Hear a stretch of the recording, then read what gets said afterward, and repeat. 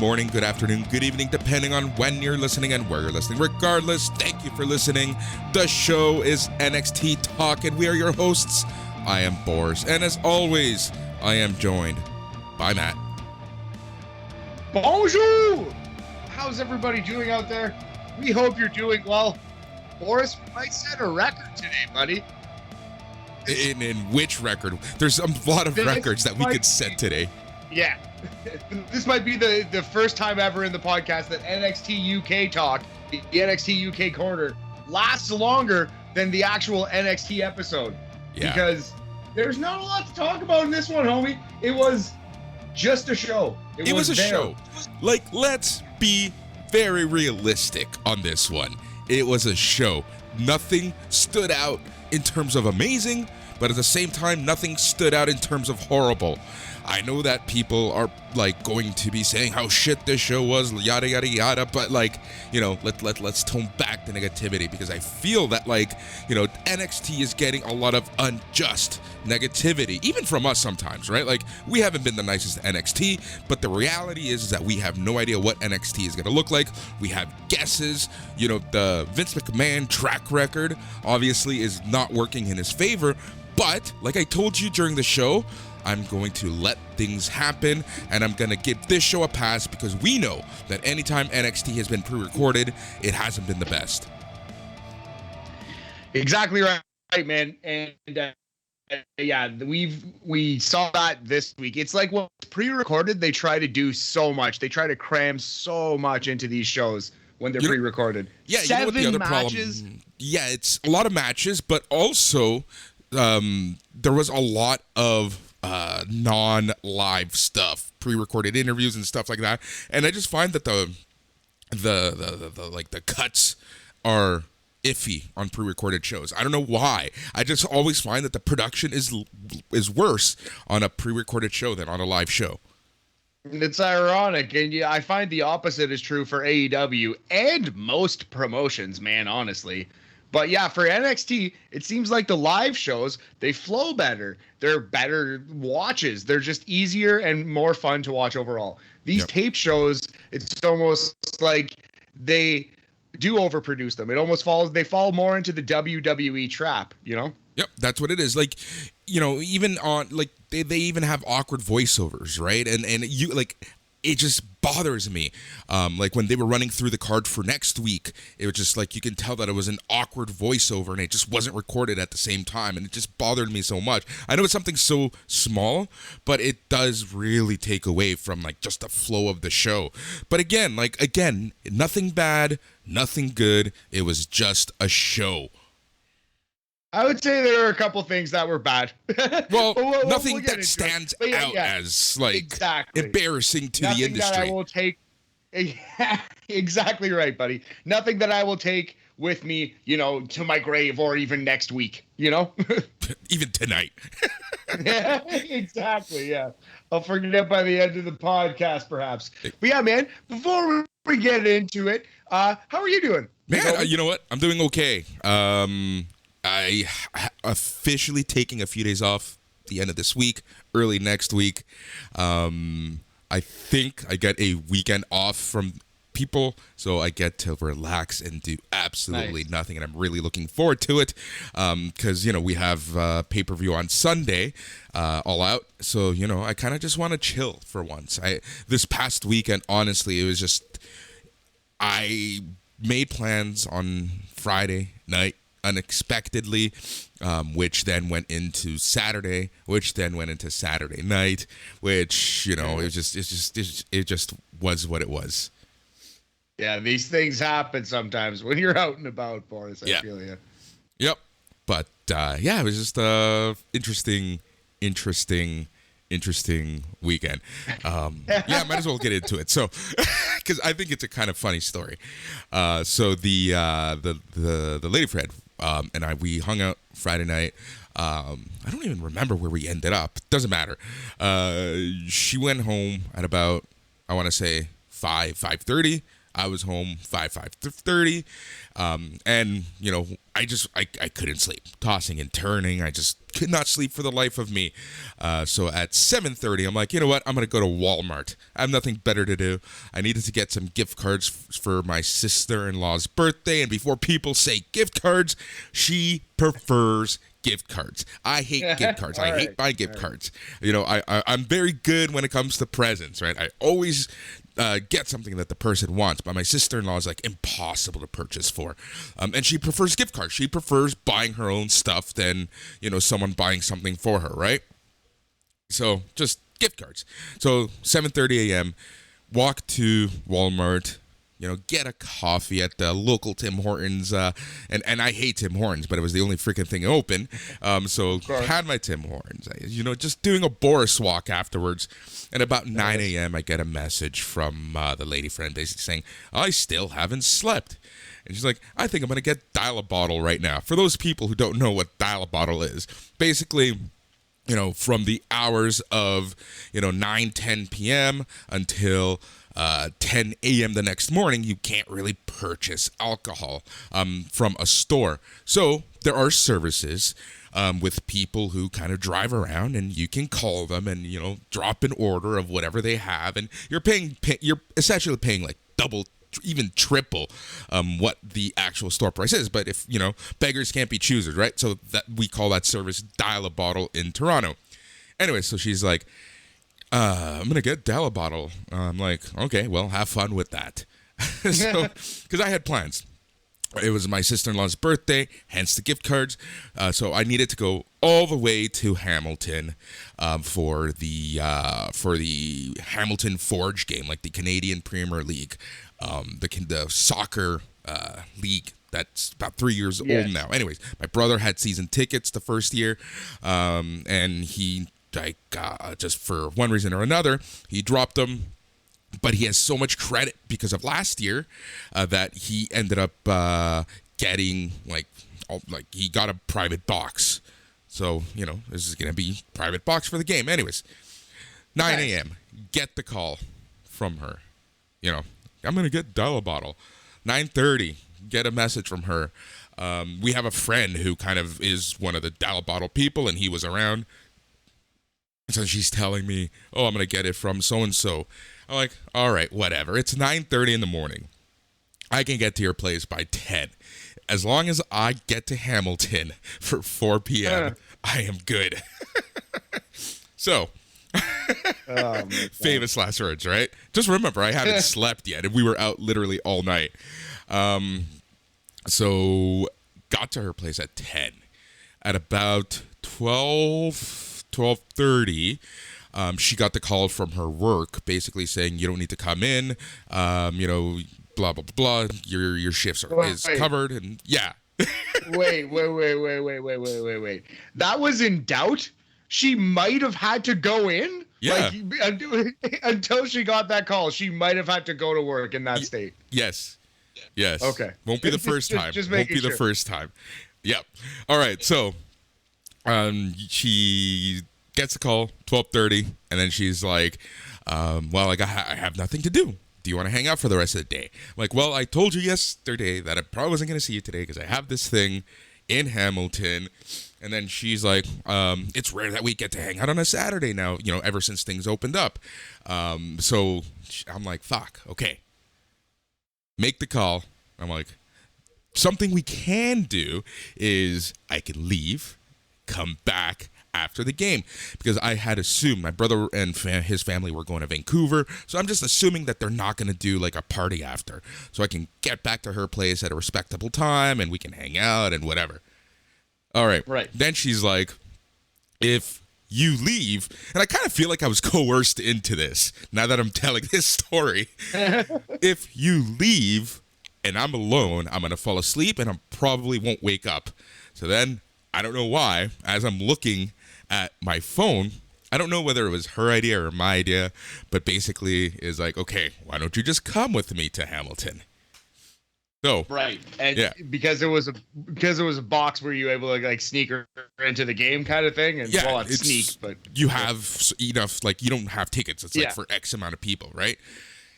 So At that time, I'm like, send my siblings a message. I am bringing someone. My brother calls me and he's like, you know, we're just talking. And it's like, okay, fine, whatever. So we kind of make plans. You have to be in Oakville for 2 p.m. By 2:33 p.m. we can go to, by 2:30 we can go to Hamilton, and with enough time, yada, yada, yada. So at about 12:30, getting ready, like just completely sloshed because we've been drinking this entire time since I got to her place. Just completely sloshed. Get the Uber.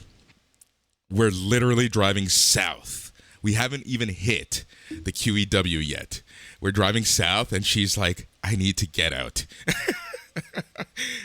So, oh, no. Yeah. So it was too late by this point, right? So this is the first time she's meeting my family. Like, this is the funniest part. And we're in this condition. Like we should not be in public. We should not be doing anything. And there we are going to freaking Hamilton, or Oakville, Hamilton, so she can meet my family. Anyways, long story short, it was a hell of a day. Everything went well. Everyone liked each other. I am now known as Drunk Uncle or Drunkle by my nephews. Nice. Yeah, it's just like my 16-year-old just Bobby Moynihan. Yep. Yeah, so my 16-year-old nephew just looks at me. He's like, haha, you're trashed. Oh, so yeah. Anyways, so we leave Hamilton at 6 p.m. Get a Uber all the way because there's like I'm not patient enough to go at this time or anything like that. So take the Uber from Hamilton, 6 p.m. I figured that we would be back in the city by 7. Nope, that's when the huge-ass storm started on Saturday. If you recall, Saturday, there was like a huge storm. Yes. So I didn't actually get back to the city until like 8 p.m., and it was just like, it's just like 2 hours of just absolutely ridiculous rain. It was just insane. Needless to say, up until I didn't get home until, I want to say, 9 a.m. on Sunday. That's insane. And you basically got no sleep that entire time. Yes, 100%. I think at that point you're legally insane, Boris. I think that's what happened. Right? Oh, man. Well, that's crazy, though. Jesus crapes. But I was able to watch Empower nice. in that time. Glad that you got that in. Yep. So that was fun. Man, hey, man, you're a warrior, buddy. You just take it easy. You are flesh and blood, buddy. But hey, sometimes you got to party. Sometimes you got to while out. Yeah, I feel you. Yeah, well, it's not an every weekend thing. It's just actually, it's just been, I don't know what the hell's going on. I think it's just like this. I don't know what the hell's going on. But no, it's just been fun. But yeah, like it's just sometimes you gotta go ham. It is what it is, buddy. He's having fun. I'm glad you guys enjoyed yourself. You were safe. Everybody, got home and stuff. How was the game? It was How's fun. The Hamilton Forge? Yeah, dude, honestly, it was fun. Like, the quality isn't even MLS quality, but it's comparable because these teams are beating MLS teams in the Canadian Championship, so it's like, go figure, nice. Right? They have a lot of former MLS players. It's a lot of homegrown talent, so it's exactly what Canada needs, to get that soccer program up and running. In a couple days, the final 8 for World Cup qualifying starts in Canada as a part of it. So, it's positive. Yeah. Right on. Yeah, Canada's looking pretty good. Mm-hmm. Well, that's good, man. Glad you survived those crazy shenanigans, that debauchery that was your weekend. Yep. How are you? Oh, yeah, very chill compared to you. I worked Friday, worked Saturday very late, and then Sunday played some basketball with friends, and that was pretty much it. Just very chill weekend. Watched some wrestling, nice. Cooked some food. It was lovely, Just hung out. Yep. Can't complain. Yep. So that's why I'm really looking forward to the fact that she's going to be out of town this week. And I'm like, oh, thank God. I feel you, buddy. Yeah. That's hilarious. Yeah. So, yeah. All right. So I think people are bored of our bullshit. Want to get into wrestling?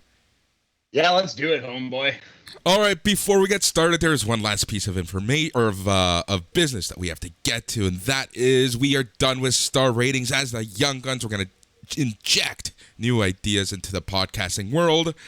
So, every week we have a rating system de jour, a new rating system. It's kind of themed. But as we kicked off the show talking about the fact that this show, nothing stood out, I think we're going to have to think outside the box.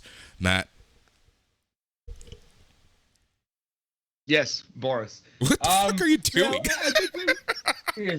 I was just looking. I was actually, you know what I was trying to do? I was hoping you'd be talking for a little longer. I was trying to actually figure out what the proper name for that fucking hat that Ridge Holland wears is. The stupid Sheamus hat. But let's just go with the Ridge Holland hats out of 5. But there is a proper name for this weird, the old-timey cap thing. Yep. It's funny because I've owned hats like that. I think I had one in 2000 or like 2001-ish. I was like 12, 13. I think I had one trying to be the road dog, Jesse James. Lord. Yeah, and I know the name. I know it because I've called it the proper name so many times. But yeah, it just escapes me. So Ridge Holland hats. It's not a pillbox hat. No, that's not it. That's something completely different. So Ridge Holland hats. This is riveting radio. We're going with Ridge Holland hats out of 5. All right. Well, whatever. It's riveting. Well, you know what? This is the show. If NXT is going to give us a subpar show, we might as well try to. I don't even know where I'm going with that.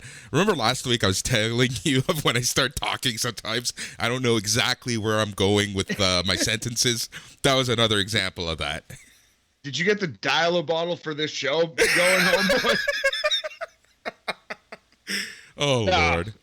Oh, man. We're good. Let's steer this thing quickly back on the rails with NXT, August 31st, 2021. Oh, man. All right, so the show starts off right away, and it is match number 1 as Mandy Rose goes up against Sarai.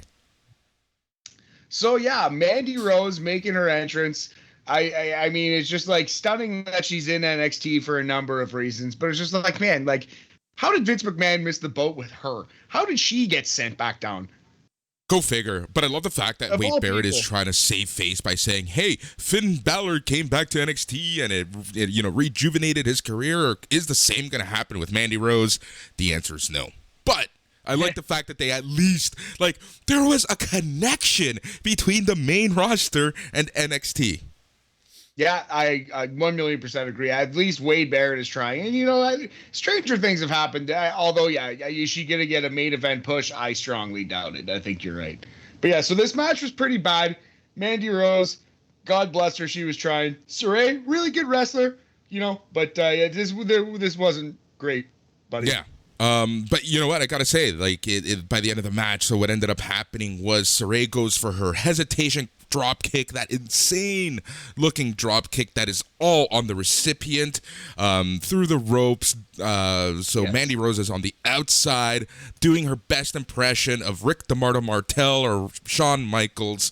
Gigi Dolan and Jaina come to Mandy's aid. They cover her face with a towel while the referee counts to 10, and Sarai wins by countout at 6 minutes and 52 seconds. So it looks like Mandy Rose is doing that gimmick. I think Tyler Breeze did it for a split second in NXT as well. Don't punch me in the face. I'm too beautiful. Yep. And you know what? It fits her. I think it works. Do you think it's going to fit her the same way that the inevitable mask is going to? Yeah, I was just going to say, if they actually put a mask on Mandy Rose, and I wouldn't put it past them because WWE, because they're ridiculous. But yeah, that would be absurd. Just absurd and just the wrong kind of thing. Just WWE doing WWE comedy. Yeah, exactly. It's, I don't know, man. But you know what? At the very least, they are doing something with Mandy. They're doing something with Gigi Dolan. They're doing something with Jaina. Let's give them credit where credit is due. And they're doing something with people. They're trying to create new stars because the NXT women's division is a little on the stale side right now, in my opinion. Oh, big time. But yeah, this helps. Saraya is a good wrestler. I like I do like this hot girl summer stable starting this fall. And yeah, man. I really like I'm digging these characters. This match kind of sucked, but I am kind of liking where these characters are at. Yep. And I got to make parallels before we move on to the rating. I got to make parallels because I see a lot of people giving Saraya a lot of shit online, even on our Facebook page, on the SNME Facebook page, that is. And, I want to remind people, when EO started, we gave EO a lot of shit as well. Did we? I didn't. I certainly did not. Not me, but if not did, you. Yeah. People did.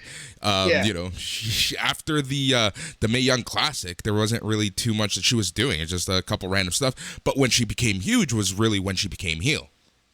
Right.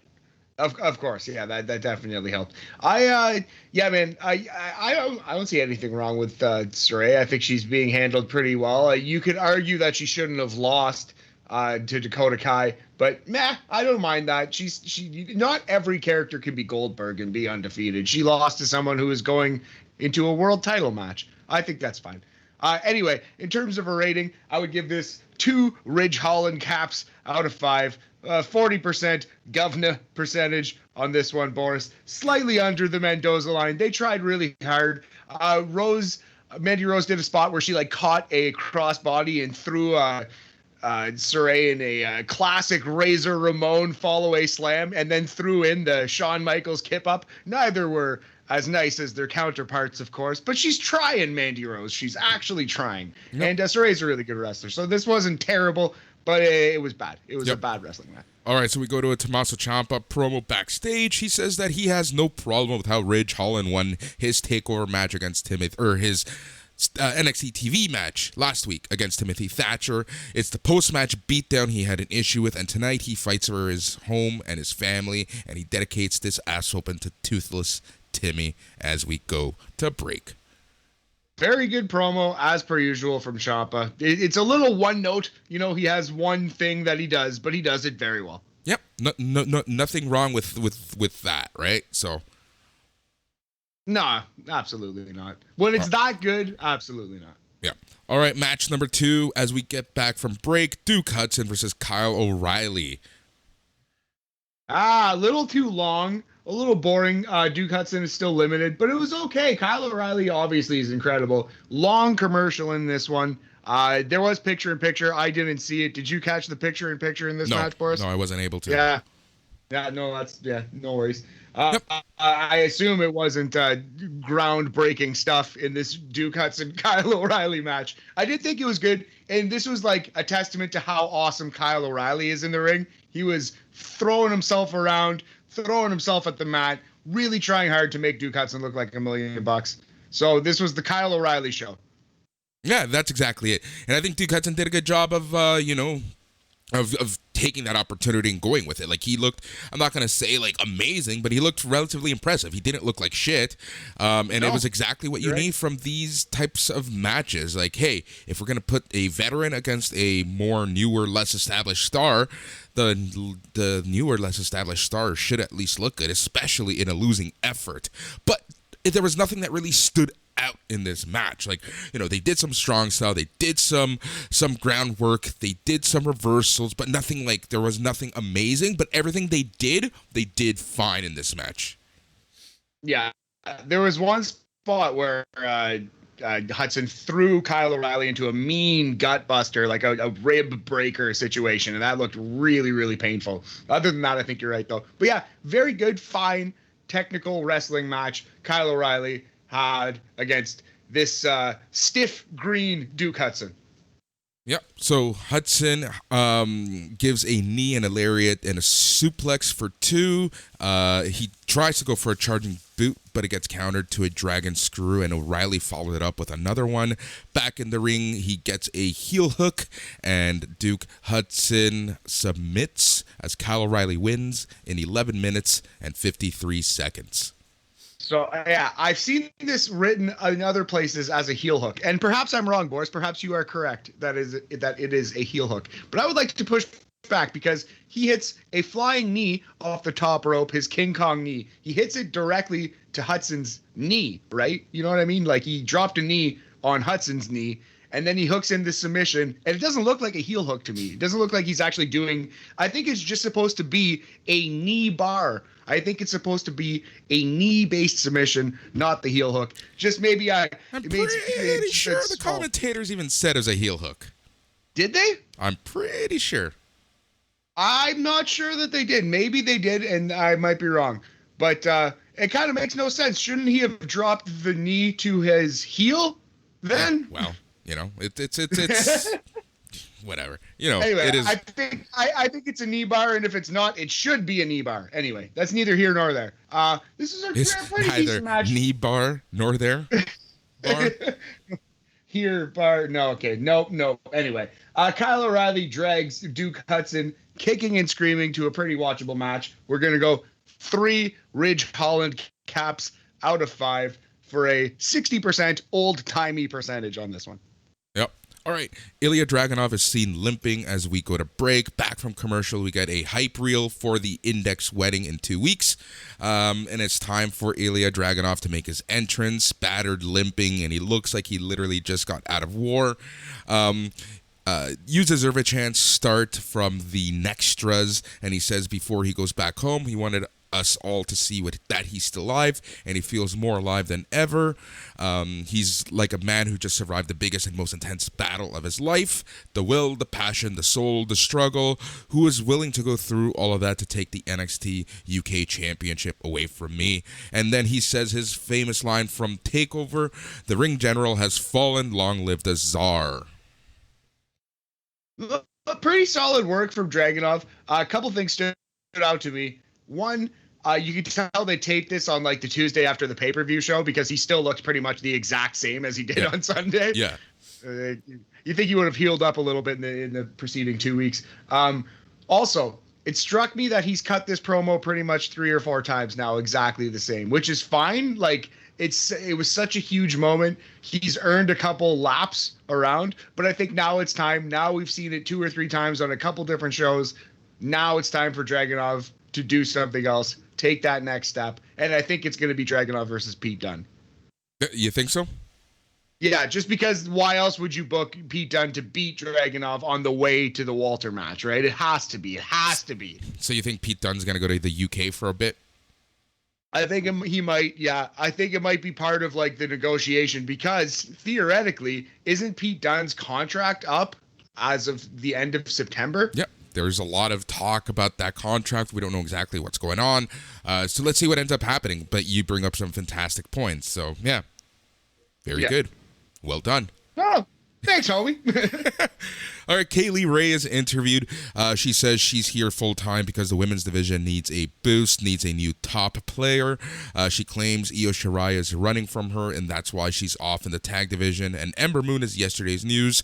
I agree. One step away from a broken him, and she's here because William Regal knows what she's capable of, and she's going to dominate. Yeah, I thought this was pretty good. Perfectly fine, you know what I mean? Like, Kaylee Ray is a good speaker. She's a better wrestler than she is a promo, but she's not a bad promo by any means. So it's achieved what it set out to do. Yeah.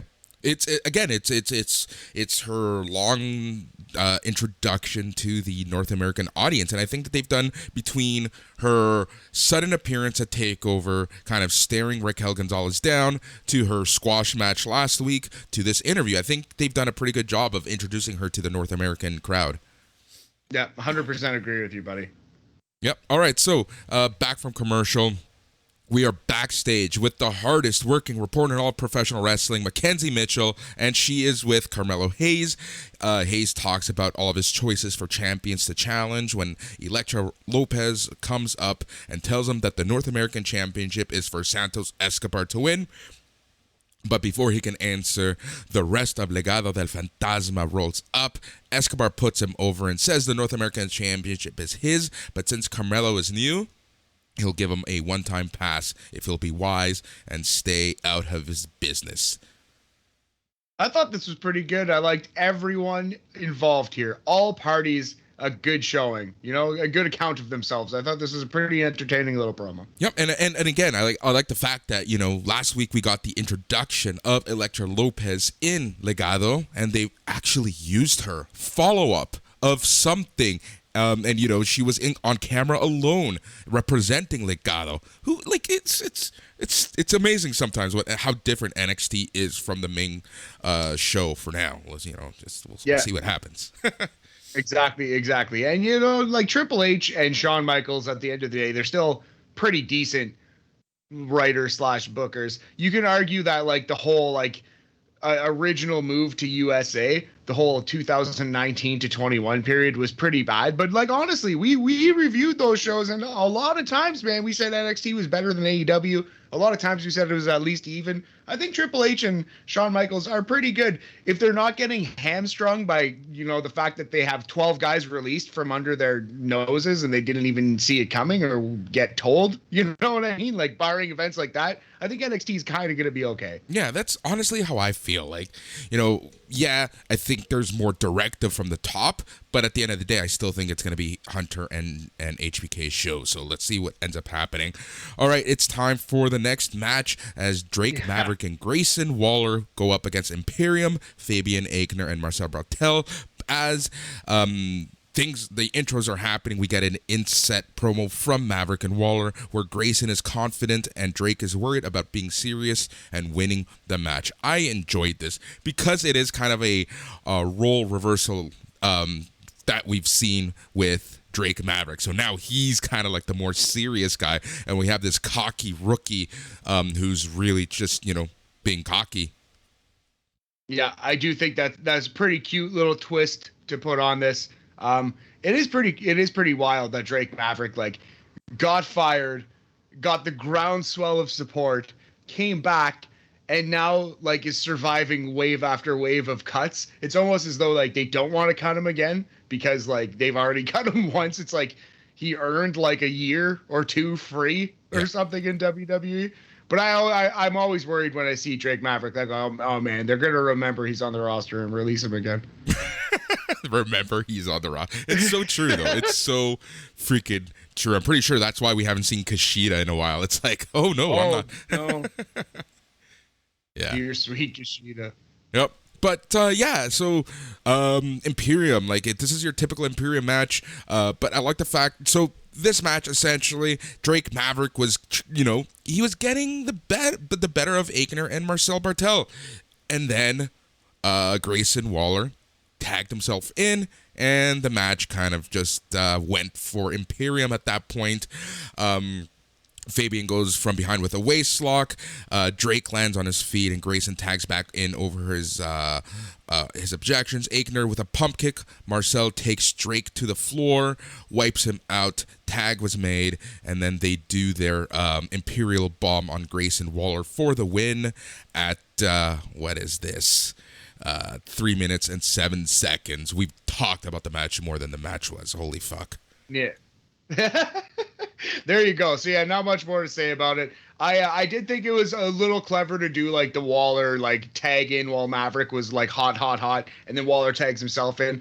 But honestly, dissension among tag team partners is such a trope in WWE that it's just a pretty average WWE match. We're gonna go 2.5 old-timey tweed caps out of 5. It's a 50% Ridge Holland percentage, boys. Yep. Backstage, Indy Hartwell asks Johnny Gargano to give Dexter Lumis a chance. He says he'll think about it, and as he turns and starts walking, Dexter is right there, and he, being Gargano, demands that Dexter Lumis just be normal for once. Yeah, so classic Gargano, he's a little cheesy. He's actually looking a little tired, Now, I wonder if that's because of his pregnant wife and not because he's worried about being fired. But the Gargano character, maybe it's the Gargano character too and not Johnny Gargano the human. But he's definitely looking, like he's like the emperor without clothes at the moment, He's like... The bloom is off the rose for young Johnny Gargano here. I noticed that as well, but I think I don't know, it's just, his match was fine. But before we got to the match, Pete Dunne and his crew cut a promo in front of a brick wall. Danny Burch and Oney Lorcan want an answer, and Dunne calls Tomasso Ciampa out for running his mouth and says he needs to prove it against Ridge Holland. Sorry, Danny Burch and Oney Lorcan want an answer from MSK. Holland says he and Thatcher can tell each other how motivated they are when they're recovering together.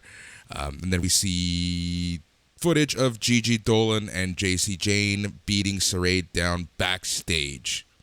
By God, Boris, by God. So do you think this leads to Sarray finding a tag team, perhaps, to join forces with? Possibly. So I'm thinking, who is out there? Could it be it could be the winner of the upcoming NXT tag team title match. That's kind of who I'm thinking.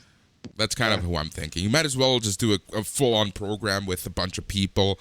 These tag team championships, to me, still make no sense that they're just in NXT. But, I think it was, we should have seen the writing on the wall that, once NXT got their own women's tag team belts, that there was going to be, zero crossover between divisions. Yeah. Well, I think they even had announced that, I think it was Raquel and Dakota were going to wrestle Nia and Shayna, right? Yep. And then they quietly scrapped that. So I think, honestly, it wasn't the plan, and then it was just like, well, God damn it, why are we going to have our main roster lose to our developmental league? Just completely misunderstanding sports entirely and how exciting that could be to see young prospects beat established veterans. Yep. Anyway, exactly. Boris, that's neither here nor there, buddy. I think these women's NXT titles are the hot shot titles. They have been, and they will continue to be, buddy, next week. We'll see what happens. And then this leads us into Johnny Gargano versus LA Knight. All right, Matt, let's talk about this match because I know there's a lot to talk about. Yeah, there's a little bit. So the first thing that comes to mind is LA Knight invented a move, maybe. He hit something that I've never seen done before. He popped up Johnny Gargano into a power slam position, and then from a power slam, instead of turning him over and slamming him down, he took a back bump, as did Gargano, and he flung him backwards into kind of like a power slam spine buster, like a reverse power slam spine buster thing. Have you ever seen this in wrestling before? I've seen half of the move. The Powerball, but never the way that he executed it. Yeah, right. So it's like, I don't know. I think it makes a lot more sense to turn the man over and slam him and not take a back bump yourself. But it's 2021. We all know it's fake. Kudos to you, LA Knight, for inventing a move. Yeah, sure. And this match was it wasn't LA Knight's best match, but Johnny Gargano really helped him through the match. But Matt, the ending was stupid for me. I just didn't understand it. There was too much WWE nonsense involved here. Yeah. I just really have no idea what to say, how to make sense of this crap. Yeah, so basically in a nutshell, LA Knight knocks Gargano off the apron. Dexter Lumis catches Gargano, and they lock eyes, and they have this moment. And then Gargano leaps out of his arms, blah, blah, blah, we're not friends. I think Gargano hits the slingshot spear onto LA Knight. He's hot, he's about to win, and then Dexter Lumis reaches out his hand to Johnny Gargano, and Johnny Gargano is starting to reach back, and he's starting to accept Dexter Lumis finally after all this time. And then, of course, LA Knight recovers, hits his finisher, 1, 2, 3, in 14 minutes and 6 seconds, Boris. And it was a weird match. Like you said, it wasn't LA Knight's best match. The ending was just some WWE cheese if you ever saw it. And this was just, to me, it was a very typical wrestling match. It was like one good wrestler fighting the world, fighting a wrestler who is there because of his promo skills and arguably his body and nothing else, and he's fighting the storyline. Yeah. But But here's the thing. I think, it's no surprise. I don't like this Index stuff, but I think if you're a fan of this whole Index storyline, you would get better mileage from this overall match than we did because we saw it from a pure, wrestling point of view. Why is Johnny Gargano, of all people, being distracted? It's Johnny wrestling. He never gets distracted, right? So it's like, to me, it made zero sense. But, if you like the Index story, if you like the way story, then I can see you maybe liking this a lot more than we did. Yeah, that makes a lot of sense, man. I feel that. But yeah, to me, I'm not against the Index story, but I'm not particularly a big fan of it. It's there, it's fine. I dig a pro wrestling wedding, but meh, it's not my favorite story. Yeah, this was just typical WWE to me. All right. Well, how many caps would you give this one? We're going to go Mendoza line for this one. Good effort by Gargano to pump it up to the Mendoza line, if anything. It's 2.5 old-timey tweed caps out of 5 for a 50% Angela's Ashes percentage. That one got me by surprise. I love that. All right. MSK is having a chat with William Regal. They offer to defend the titles against Birch and Lorcan next week. Regal accepts. We go to break. Back from commercial, Boa cuts a promo where he says he let Mei Ying down, but Mei Ying will show the world the power of Ten Xia next week. And there you go. After almost a year, we're going to finally get the in-ring debut of Mei Ying. It's crazy. It has been almost a calendar year that they've been teasing this thing. Karen Q, Mei Ying. I just now realized how close Mei Ying sounds to Mei Young. I think that's why they named her that. Do you think so? I do. I actually do. All right. There you go. All right, next match, Jessie Kamea with Robert Stone and Frankie Monet versus your NXT Women's Champion, Raquel Gonzalez. This match was, it wasn't the longest match. Only went 2 minutes and 43 seconds, and it was okay, I guess. Here's the thing, Matt. This show had 7 matches. Why did it need 7 freaking matches? You could have had why were we talking about the formula? We gave someone too many ideas. For the past few weeks we've had 5 or 6 matches with 2 actual matches, and then the middle parts of the show being very developmental. But no, let's add 1 or 2 extra matches, cut matches down to 2 minutes. How much can you honestly get in 2 minutes, 3 minutes, 4 minutes? What are you proving? What are you showing in developmental? What?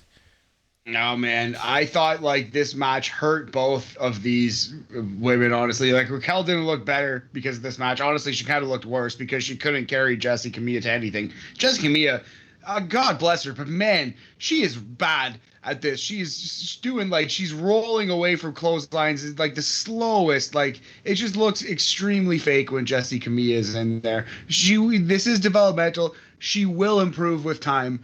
She's got to.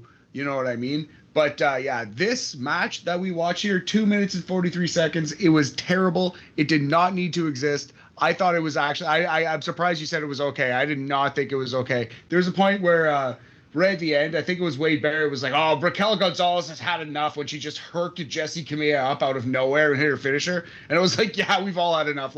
I actually looked like Raquel was kind of a little pissed. Let's just fucking go home because this is not going well. Again, it was only 2:43. It was not an abomination, but I actually think it was 1 cap out of 5. Sizable, noticeable fail. This did not need to exist. If you're going to squash somebody, do it like Goldberg. Yeah. This could have been, this was not a Goldberg squash. This was semi-competitive for 2 minutes and Raquel won with a powerbomb. Ridiculous, did not need to exist. All right, here's the thing, Matt. We've seen a couple matches here where, Kyle O'Reilly versus Duke Hudson, the veteran wins. You have Jessie Kamea, who you want to build up, I'm assuming, and you have her face the champion. Why? What are they? What's the point of some of these matches? What are you trying to prove? Who are you building? If you're trying to build new people, don't make them face champs or don't make them lose against veterans. We're gonna have a whole conversation about that in a couple of minutes.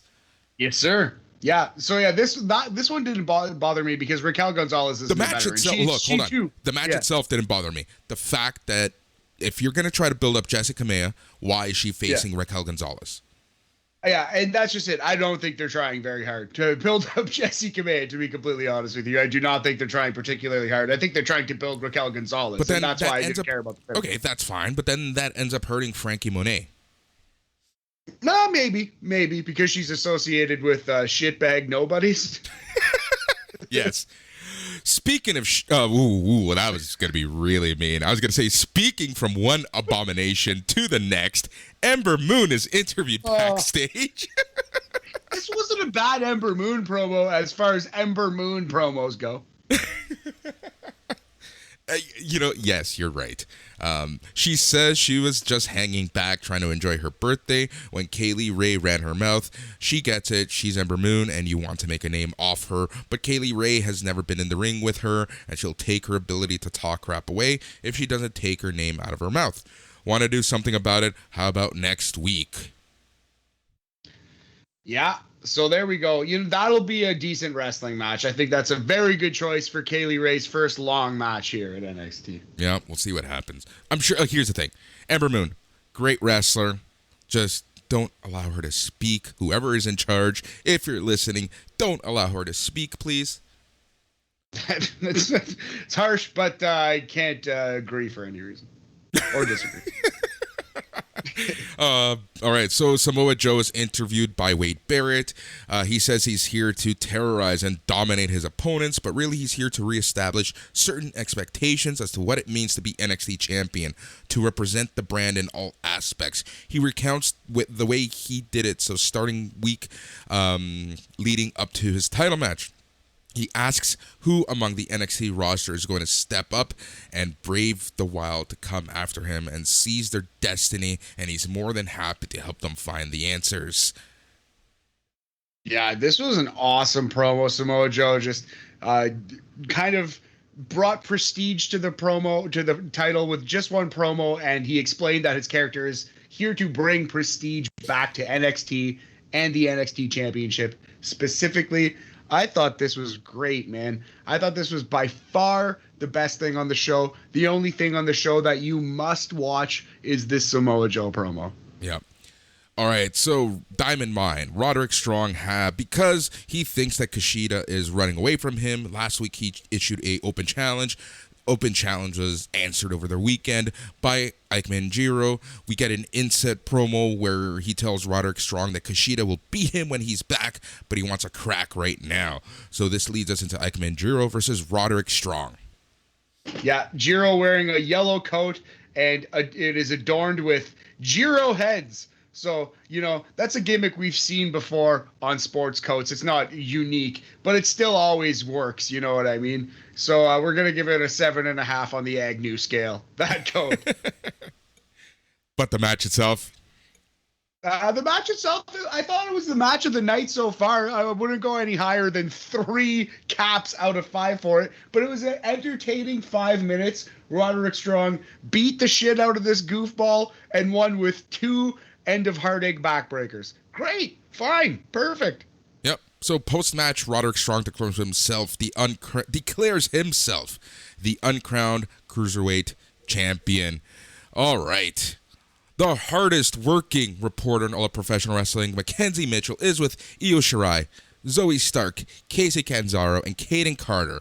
The challengers are talking about how they're the real team and they're going to beat the champions because they're actual friends. Zoe talks about her and Io's credentials. She said she'd take a bullet for Io. Shirai tells everybody she doesn't like any of them, but since Stark is on her team, they're going to win. All right. So you remember what I said the NXT Women's title is the Hot Shot title? I think they're changing these titles next week, buddy. You think so? I think Io and Zoe break off and they feud with each other, and Casey and Kaden become the tag team champions because they are the only actual tag team in NXT, I think. Yep. All right. Cameron Grimes is interviewed. He says Ted DiBiase taught him there's only $1 million man and only one Cameron Grimes. The grizzled young veterans roll up to ask what it feels like to struggle for weeks and weeks and only to have a replica title to show for it. They pull their own out. Zach Gibson mocks him for all the other replica belts he could bring with him next week, and Grimes takes the belt from them and drops it on Gibson's toe before throwing money at them and running away. Yeah, Bob Kapoor pointed this out in the Facebook group, but the crowd sweetening on this show, it was terrible. But the crowd sweetening specifically when he dropped that title on Gibson's foot and Gibson had to react, and the crowd laughter, the fake crowd laughter was egregious, Boris. Yeah. It was so noticeable and so terrible. Yeah, I agree 100%. Yeah, let's just move on. All right, so this this actually leads us into the main event of the night, which was Ridge Holland, your future NXT champion, versus Tomasso Ciampa. But will he be the future NXT champion? Because I thought he was going to steamroll through the entire roster, and Matt, he didn't.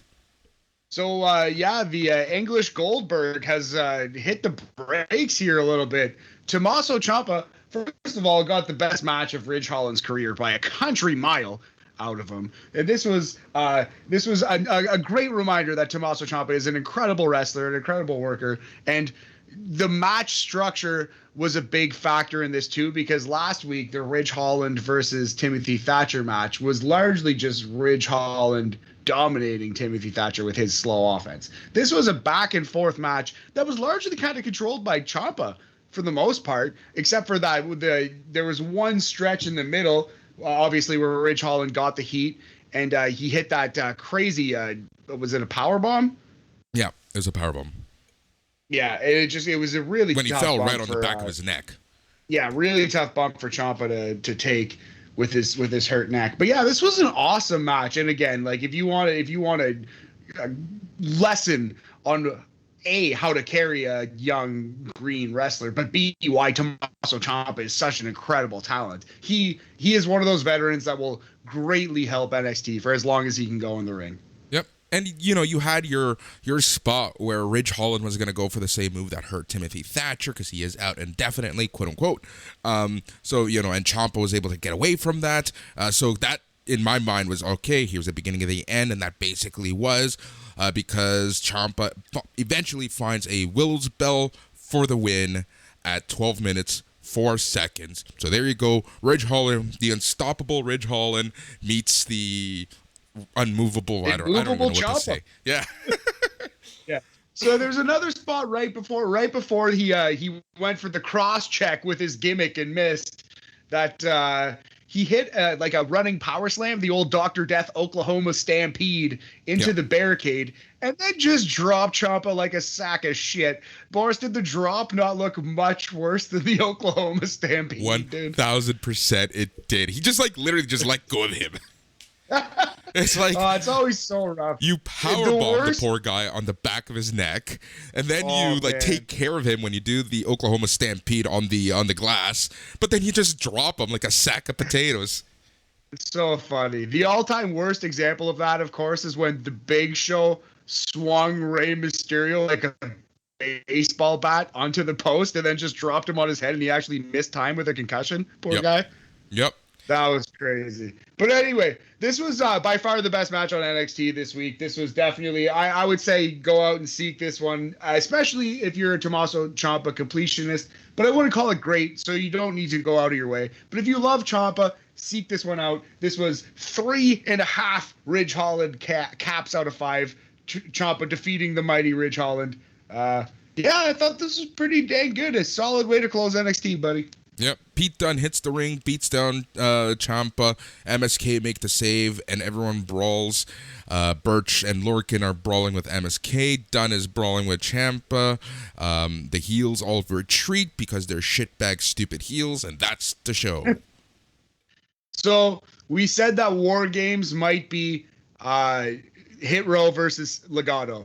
And I think that would be a pretty fun War Games. Here's another War Games for you. Pete Dunne, Ridge Holland, Oni, and Danny versus Ciampa, MSK, and Ilya Dragunov. Wow. That would be cool. Here's the thing, though.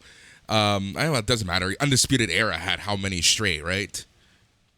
Yeah. War game exactly. matches. Yeah, so it doesn't matter. They were in all of them. I think they've been in literally all of them, haven't they not? I believe except for so. the women's. Yes, except the women's, yes. But, here's the thing, okay, again, another example. So Duke Hudson, I was pretty sure he was going to lose against Kyle O'Reilly. Jessica Maya, whatever. Again, I guess that was more of a showcase for your champion. But then you have the unstoppable Ridge Holland just being stopped, by Tomasso Ciampa. I just don't know where anything is going right now. I don't even know how we can analyze the show and tell people, what we think is going to happen next, because it's I don't know. Well, I guess the point is that Timothy Thatcher is being scaled off of TV, it seems, or at least taking a step back. Tomasso Ciampa is not, and he's staying strong at the top of the card to be like an upper mid-card main event gatekeeper. And Ridge Holland, he didn't pass the test. He's not going to the main event. Tomasso Ciampa held him up. He said, "You shall not pass through this gate." And indeed, Ridge Holland did not. Tomasso Ciampa, successful gatekeeper. Yeah. So weird. It's so weird. Like, I just don't know. Anyways, again, I don't want to crap on stuff too much because let's wait and see what happens. There's a lot of storytelling you can say. Like you said, this could be the start of a build-up to War Games, which means that Samoa Joe is going to be facing God knows who before, he probably faces either Pete Dunne or Ridge Holland. But you think that Ilya Dragunov is going to face Pete Dunne, so who knows what's what. Yeah. But yeah, I love Tomasso Ciampa. I thought this was a good match, so I'm okay with this show ending like this. I don't think Ridge Holland's a future WWE champion or anything, so hey, I'm okay with this. It's fine. Not everyone can be Goldberg, you know what I mean? People are going to lose in professional wrestling. I just find it weird that they would just throw this L as they're really trying to build him up. I do agree 100% that it's weird. I didn't say that I would book it, but I don't hate it, Yeah. I don't hate it. I just don't get it. And it really ruins the flow of this show when we literally have no idea what's going to happen. Definitely. Can we just talk about NXT UK already? Because it's actually great. Well, before we go there, let's talk about what's going to happen next week. You have the NXT Men's Tag Team titles, Danny Burch and Oney Lorcan versus MSK. You have the NXT Women's Tag Team titles as Casey Canzaro and Kaden Carter go up against Io Shirai and Zoe Stark. We have Carmelo Hayes versus my boy, Santos Escobar. And then we have Ember Moon versus Kay Lee Ray. And the first in-ring match of Mei Ying. The former Karen Q of ROH and Indies fame. Very excited to see what that looks like. It's a pretty stacked show next week. 2 title matches. And, Carmelo versus Santos could really be good. Ember Moon versus Kaylee could really be good. And I'm excited to see Mei Ying. It's a good show next week. All right. NXT UK, let's jump right into it.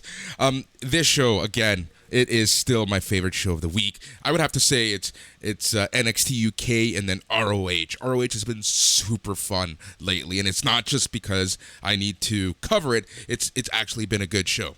But this week, you messaged me on Thursday after we recorded BAM, and you loved this show.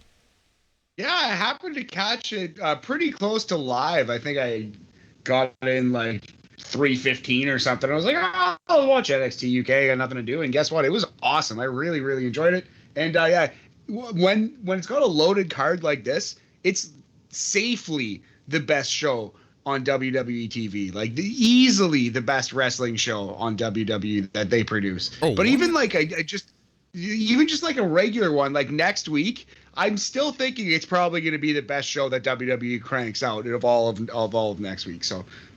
Yeah, no, for sure.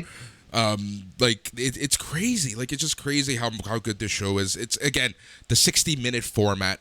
I know I say this every week, but 60 minutes is beautiful. It just reminds me of the old NXT. You have awesome matches. You have different style of production and promos and things like that. And that's really what I enjoy about NXT UK.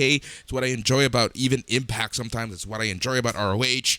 I'm stretching it with Impact, but you know what I mean. It's just different stuff and different ways to produce a 1-hour TV show. And NXT UK just knows how to do it. So let's get to the show. The show opens with an extended video package recapping Ilya Dragunov defeating Walter and breaking his historic 870-day title reign as WWE UK champ. So the show starts off with a match that we were both looking forward to, and that's the no DQ Shark Tank match as Aoife Valkyrie goes up against your girl, Ginny. Yes, sir. So yeah, awesome match, man. I was really, really impressed with this. Ginny attacks Valkyrie during her entrance right away. Poor Aoife just gets bombed, and these girls beat the shit out of each other. I timed it from the moment of the attack, not the time that the bell rang, but it went over 15 minutes, Boris. It went 15 minutes, 47 seconds if you start from the attack, not the bell ring. Nice. This was an awesome match, man. I do think they went a little long. I think they kind of hit a peak and missed it and went 2 or 3 minutes too long, but that's my only nitpick. for an otherwise great match. Right. I really thought a couple things that stood out were the laptop shots that Aphie was hitting Ginny with. She beat the shit out of her with this laptop. Yeah. It was really, really bad. Yeah. Anyway. Did you think that like the plunder kind of took away from the match? It didn't for me, but I know that a couple people like, you know, they don't like the plunder and this sort of stuff. And then like the last third of the match, you know, Aphie had the table at ringside. Jenny rips her off the apron. They go through the table. Then they grab chairs. Jenny does a sunset bomb. Medical staff is out there. Like, did you think that a lot of stuff was happening? Like, was this overbooked is what I'm trying to say. So yeah, I do think at the end that's kind of what I meant by they hit their peak and went a little too long. I do think it was a little overbooked, you're right. But I do think like sometimes people will see like weapons, see the plunder as it's known, and they'll just check out sometimes. They'll just be like, oh, this is a garbage match, like whatever. But I don't think that's fair. You know, I think you have to earn, you know, through the storyline and through the hatred that you project in the match, you kind of have to earn the weapons for it to not just be a garbage hardcore match from WWF Raw in 1999, you know what I mean? But this wasn't. This was a hate-filled brawl, Boris. This was a professional wrestling match, man. This was really, really good stuff. I do think they earned the plunder, you know, in that respect. Okay, cool. So Jenny goes to throw a chair at Aphie before she ducks and kicks the chair in her face for a near fall before hitting her with the chair and hits a driver onto the chair for the pin and the win. So your winner was Aphie Valkyrie. How long did you say? 14 minutes? 15 minutes, 47 seconds from the attack. Yeah. Yeah. So there you go. I'm actually a little surprised that Aphie Valkyrie won. Yeah, same. But it looks like it's the blow off and the babyface wins the feud 90% of the time, you know? So yeah, solid match. I would have said it was a great match, but again, I do think it went just a touch too long and it kind of fell apart at the end there. But I couldn't go any lower than 3 3/4 supernovas out of 5. It's a 75% crumpet percentage. Good, great effort, very good match. Yep. Backstage, Amal confronts Meiko Satomura and makes her intentions clear that she wants another title shot. We go to commercial, and once we're back, it is time for the Heritage Cup #1 contender tournament first round match as Oliver Carter goes up against Kenny Williams. Yeah, so this was Kenny Williams. This was the Kenny Williams show. Such a little sleazy heel. Round 1, he's getting dominated. Round 2, he actually comes out. You know, he's pretty. He's the aggressor, I guess you would say, and he gets the win out of. I think it was just like the O'Connor roll. Was it the roll up? Yeah, he did a sunset flip, essentially. Oh, okay, yeah. So yeah, Williams is up 1-0, and then round 3 again gets his ass kicked, just gets the shit beaten out of him, loses to a lariat, I believe, and then round 4, Kenny Williams again, he's in control, and he gets the win with one of my new favorite gimmicks. Actually, we're gonna need to litigate this. I'm not sure if I love it or I hate it. The steel water bottle shot, Boris, and he pins Oliver Carter to win 2-1 in the 4th round of this Heritage Cup match. Hey. So I have one of these gimmicks, buddy. I use it at work every day. So I've dropped it before and it makes a loud noise. You know, it is made of metal. But I don't think I can knock you out with it if I hit you. I'll try to hit you. Let's see if it works. That's not what I'm proposing, friend. But I'm just saying, do you think that you can knock a human out with that steel little water bottle? If you hit him in the right place, yeah, sure, why not?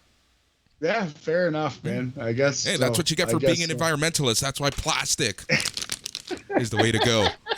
That's hilarious. That's hilarious. Yeah, try to save the world. That's what you get, buddy. But yeah, I love Kenny Williams. We're big Kenny Williams fans here at NXT Talk. I thought this was very, very good stuff. Kenny Williams wins in 10 minutes and 20 seconds with a water bottle shot. And I'm going 3.5 supernovas out of 5. 70% crumpet percentage on this one, buddy. Yep. Nina Samuels meets with Sid Scala and asks for a match before Sid tells Nina that her opponent next week will be Blair Davenport.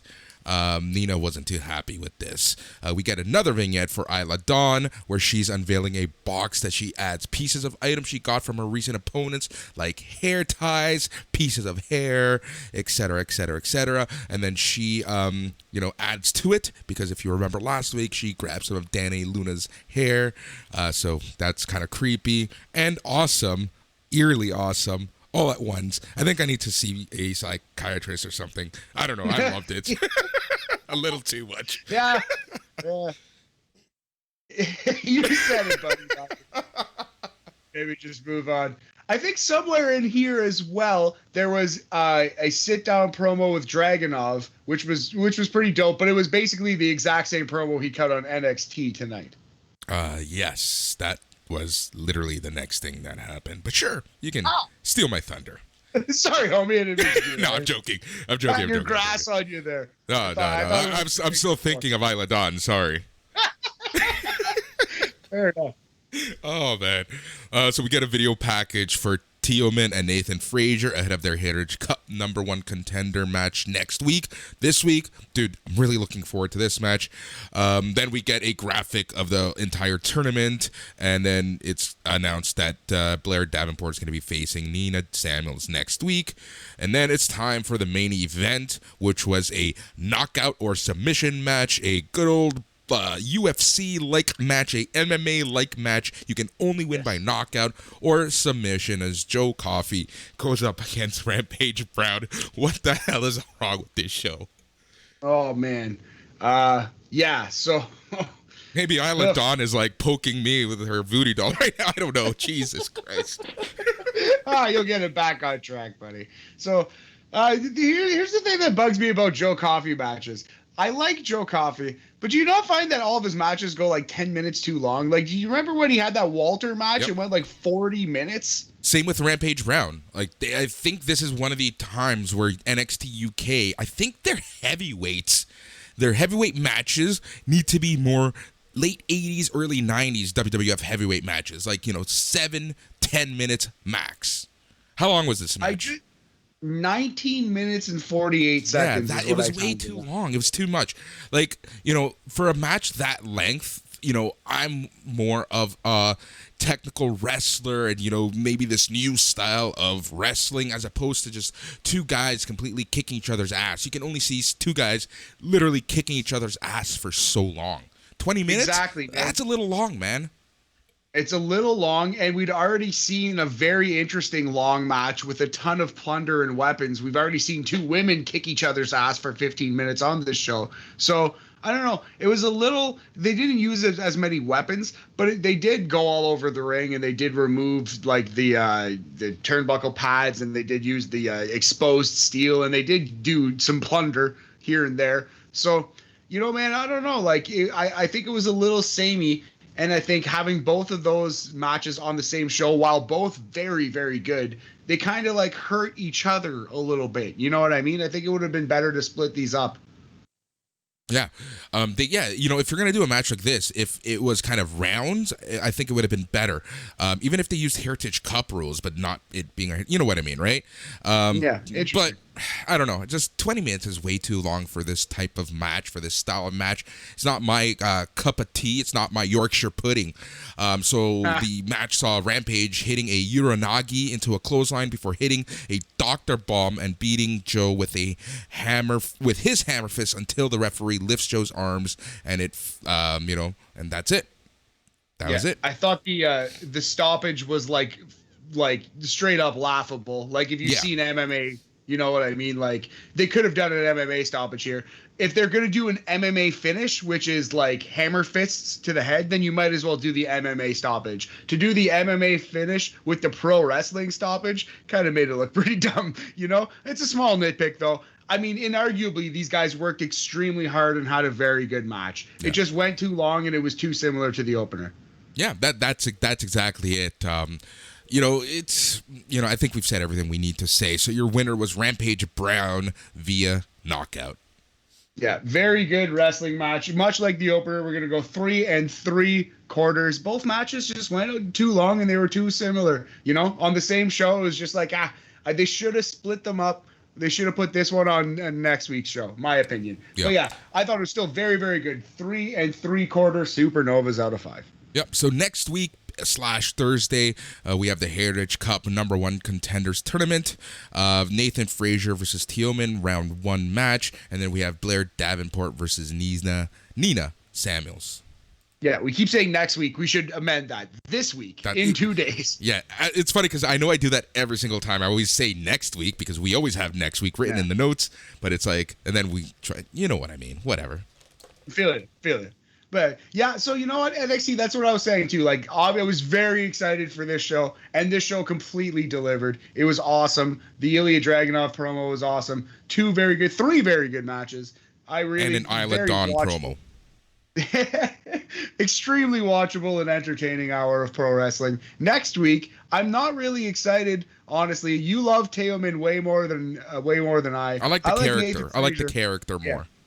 Yeah, you're a big fan of that character, which is fine. It's a good character. It doesn't land with me quite as much as it does with you. I'm just saying you love him. And I don't like. I'm not a huge Blair Davenport fanboy. I just haven't seen much of her. So I'm not as excited for next week's show as I was for this show. But I'm still certain it will be the best hour of WWE TV next week. 100%. This week. 100%. So yeah, that's NXT UK, arguably the best hour of WWE TV and one of the best hours that you will get in general. So, just try to watch it. Like, it's a lot of fun. It's only 60 minutes. It's an easy watch overall. There's enough promos and commercials that, you get a break from all the in-ring stuff. This episode that we just covered is a good jumping on point too. You get to see a bunch of the young up and coming stars. You get to see people like your girl Isla Dawn, my girl Amel cutting promos. And this is a very good taste of everyone on this roster. So I would definitely, if you haven't seen it in a while, jump on this episode. It was a really good one. Yep, 100% well said. So that's NXT UK. That's pretty much the show, my friend. Beautiful. Yeah, so BAM coming out Thursday morning. We're going to talk NWA Empower and NWA 73, reviews of both of those shows. We're going to talk a little fantasy football, Boris, because sports are coming back in full swing, buddy. It's the fall, almost. And to add to your notes, we're going to be talking about the New York Mets because they've caused a stir in the sporting world. Yes, sir. Oh, I'm excited to do that. I'm going to be shaking my fist like an old man. Actually, no, I'm not. I kind of like what was going on there. But also, buddy, if you get a chance, you should watch Colby Carino versus Steve Carino on the IWTV. That match, spoiler alert, was friggin' awesome. We're going to tell you all about it, but I'm telling you, Colby Carino versus Steve Carino, what a match. Blew my socks off. Awesome. Really great to hear. So it is Wednesday as you're listening to this. If you haven't listened to it yet, make sure you listen to the midweek markup with Jason and Mark. Tomorrow, Thursday, you're going to get the episode of BAM that we just tried to hype. On Friday, you're going to be getting the Old Fucks All Elite Weekly. Then on Saturday, you're going to be getting not uno but dos shows as your Smack Daddies, your East Coast dads. We'll be talking all things SmackDown, and your old fucks are back talking all things rampaging. It's the old fucking rampage. The old fucking rampage. I love it. I don't know why I'm swearing so much right now. It's like, whatever. Almost midnight. Hot the arrow that a drunken sailor. Hot the arrow that a drunken sailor. Oh, classic. Lord. No, I assume that you're actually sober right now, Boris. But 100%. I think this is the most sober I've been in, like, days. That's good. Not really. Good that you come to the podcast correct, homie. We appreciate it. Come on. Give me some more credit than that. But yeah, we have a lot of stuff. Just talking shit, buddy. I know you're a professional. Yeah. So ballergear.ca, you can get all of the merch. There's a ton of new merch, including a sale on the Carney shirt. You should check it out, inspired by Don Callis. There's a lot of merch going up, and that I guess I should. I'm working on our logo. If the real NXT show is rebranding, I think we should rebrand a little bit. Got to. I was just going to say, man, yeah, we got to rebrand NXT Talk once the official rebrand happens. And, some merch things in the go, perhaps, a reprint, a second edition of the NXT Talk shirts. Who knows? Baller gear, get at us. Drop that bag. I'm just kidding. We'll see. All right. The show is NXT Talk. He's Matt. I'm Boris. Good night. Yeah.